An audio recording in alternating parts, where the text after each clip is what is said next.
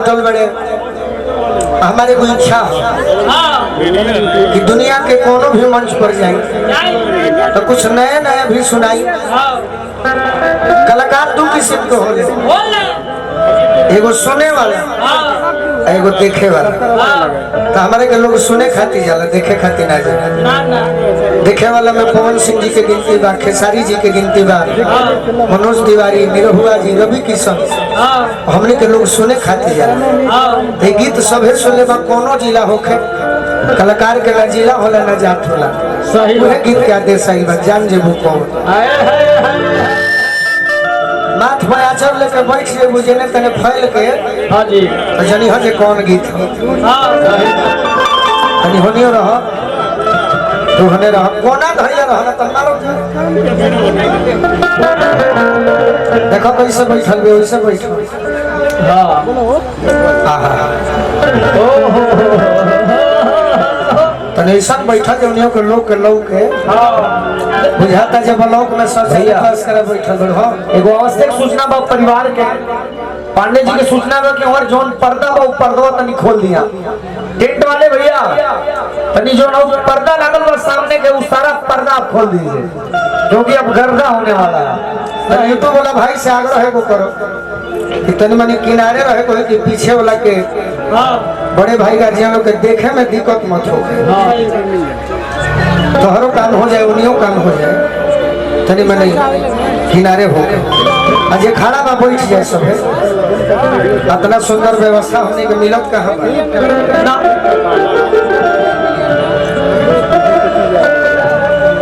लड़की के शादी बड़ा कम एज में हो जाता है। अक्सर आज के लड़की जरा कम एज में बियाह हो जाता है, प्रेम कहीं और बात और शादी कहीं और हो जाए। अपने बाबूजी के गरियावे लगा तरी सब कि अरे पापा कौन नगरिया जो खेला नहीं कि हमारा के हार गई हो।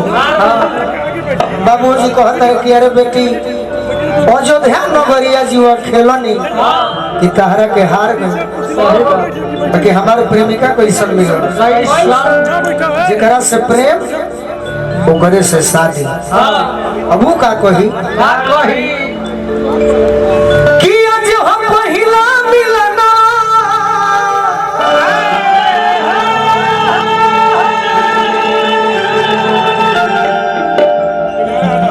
कहे ताकि हमारे के डिस्टर्ब करे जो मिलल सजनी के सजना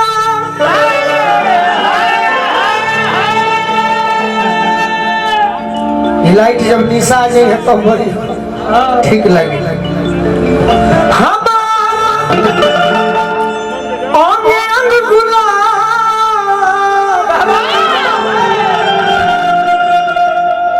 नियन खिलाल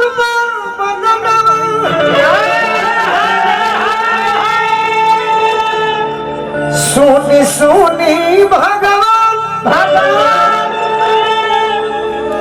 अरे जन बिहान हो खेती सोनी सोनी भगवान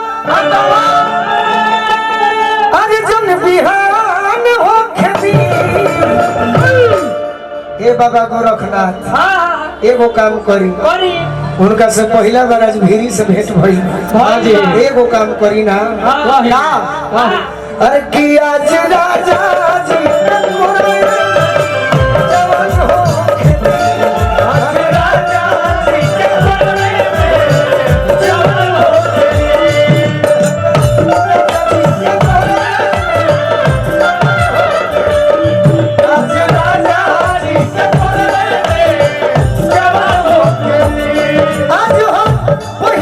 मिलना मिलने सजनी के सजना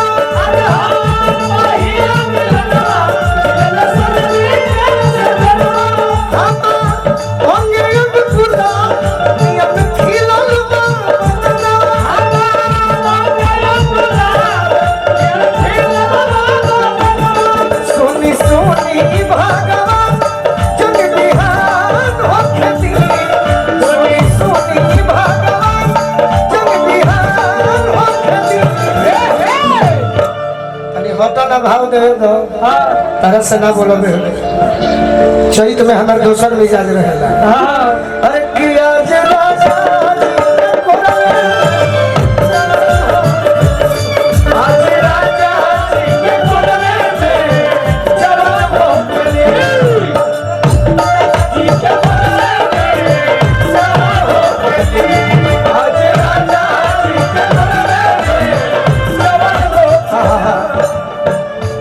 लय कौन बजावे करे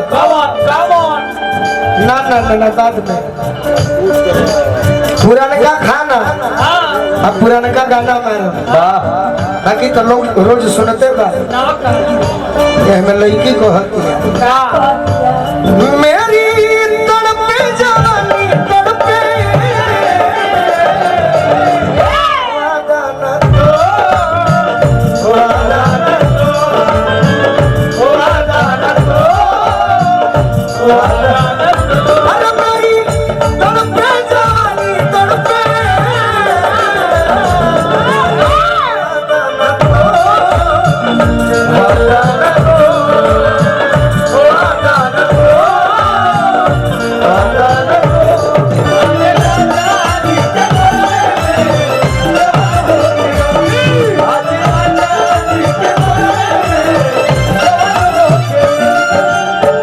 लड़की को हत्यानु तिवारी भैया दूर से फिर से हमारा आशीर्वाद मिलो बार बार प्रणाम करो आशीर्वाद के प्रतीक्षा बा कहते हैं प्रभु जी हम अनुभव करते हैं राजा जी के ओठवा में ओठ जब बसाती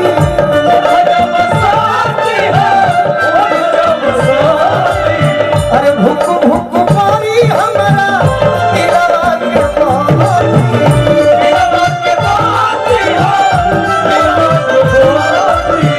भूख भूख मारी हमारा दिलवा के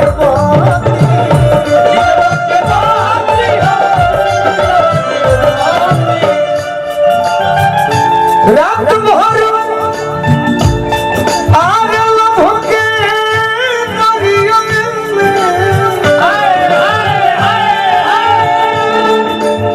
प्योर देसीला भी है देसीला गाय ही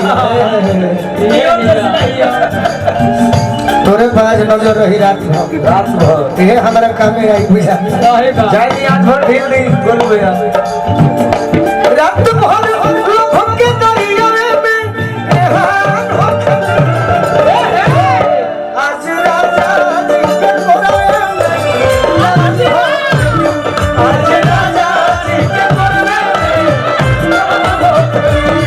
आज राजा जी के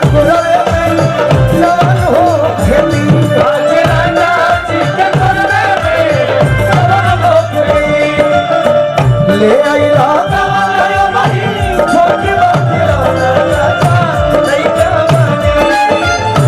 ले आई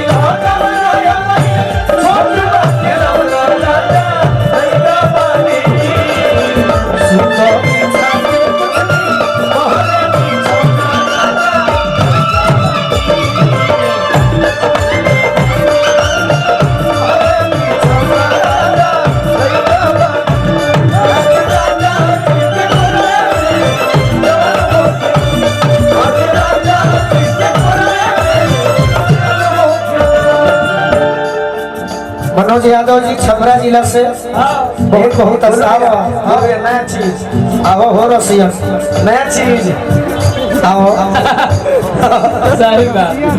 बाप रे बाप हमें तो भीड़े लागल हो आवा लोग हमें तो हमारा बड़ी आनंद है एगो एक आवश्यक सूचना है कवर कर लीजिए आप लोग छोड़िए और सामने से धीरज भैया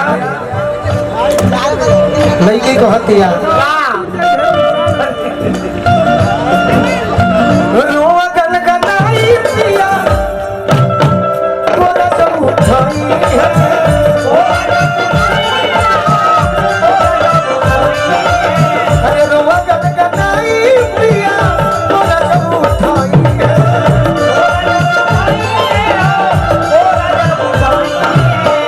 ठाकुर मनोज हमारा जिया जुड़ा